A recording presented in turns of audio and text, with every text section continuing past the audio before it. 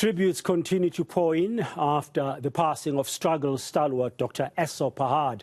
The ANC and SACP veteran was a leading figure for decades in South Africa's political landscape and a staunch fighter in the battle against apartheid. Pahad died yesterday, aged 84. He served as a minister in the presidency from 1999 to 2008.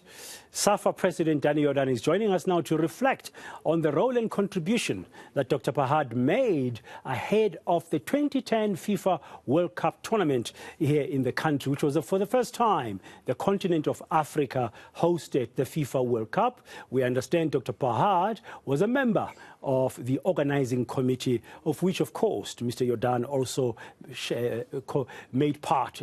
Thank you very much, sir, for joining us at this hour. Thank you for taking time out of that meeting that you're attending in Morocco. Just to reflect, what do you remember about Dr. Pahad's role and contribution ahead of the 2010 FIFA World Cup in our country?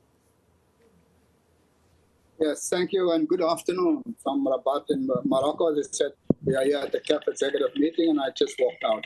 I want to express also condolences to the horrific death of the 17 people who were killed with the gas explosion. I saw it on CNN here. But coming back to the departure of a long comrade and stalwart, Essop Pahad, he was part of all of the processes leading up to the World Cup.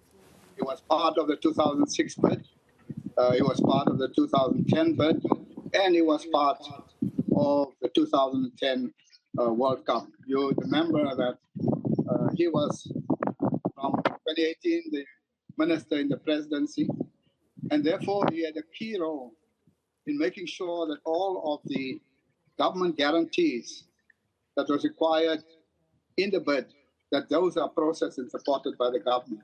And he played a huge role there. When we were awarded the World Cup in 2010,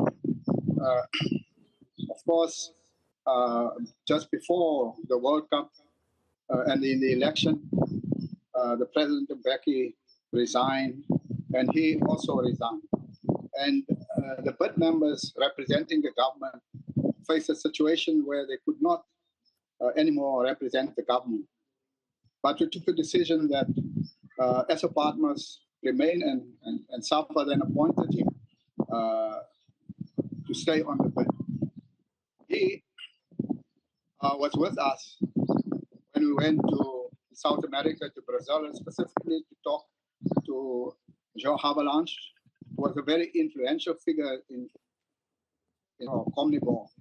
And all of those votes came to us, both in 2006 and 2010. He was a strong fighter, and once he takes a position, you must know it's not going to change. I remember when the FIFA marketing came with a proposal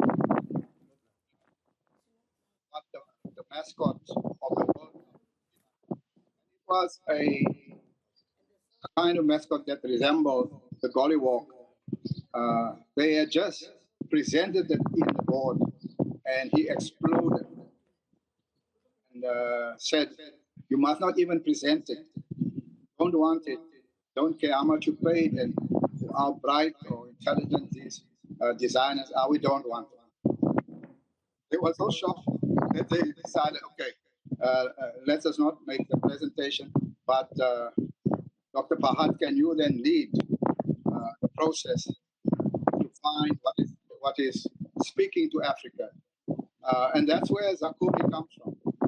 Zakumi was a creation of first his objection and then his participation and insistence that something else must be presented.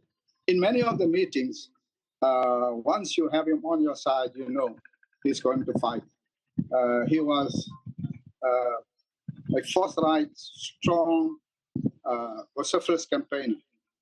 He did not compromise, and I think the history of the struggle helped him to deal with whoever was dismissive or what he saw insulting to any African coming from Europe. So we had an ally, we had one But also, he did not compromise on good governance, on accountability, and transparency in all those matters.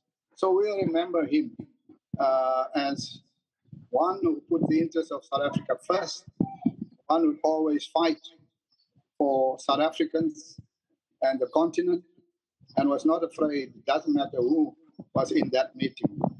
So the World Cup being an international event, we had to come across many people with different persuasion and different histories and different positions. And you needed Essop Pahad to stand firm of what was truly African and what was in the interest of Africa. And so when you hear all of the slogans around the World Cup, it's Africa's time. Those things all came from his participation in our marketing committee. So we want to thank his family and we will remember him. Yeah, you were obviously traveling yesterday on your way to attend the CAF executive meeting in Rabat in Morocco, where you are this afternoon, Dr. Jordaan. But from what you've said, it echoes the sentiments expressed yesterday at the funeral, either by ANC members who were his comrades, Communist Party members who were his comrades, or people representing the government in the person of the Deputy President, Paul Mashatile, that he was forthright, he was straightforward, and he was really committed. But he was described as a hero and a true patriot. Would you agree with those sentiments? Absolutely. You know, I had the good fortune of being a member of parliament in the first democratic parliament in South Africa under the leadership of our President Nelson Mandela. And it was the first time that we sit in a single parliament with former adversaries, with all of the people.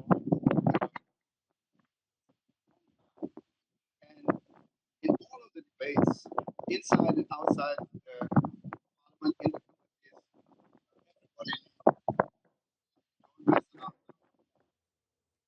he was an intellectual, he was a student, and he would not argue unless he has researched his position and his facts. And so he was a great, an important cog in the reconstruction of South Africa as we moved on. Was consistent from that period right to the World Cup on.